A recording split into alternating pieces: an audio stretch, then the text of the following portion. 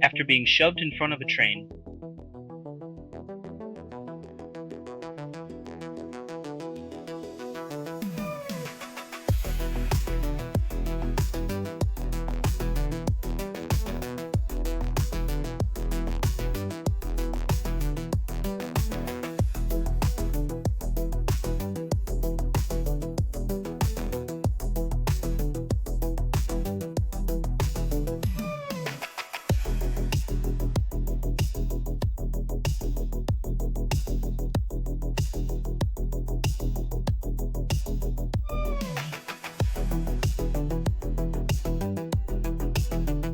Facing fears and bureaucracy.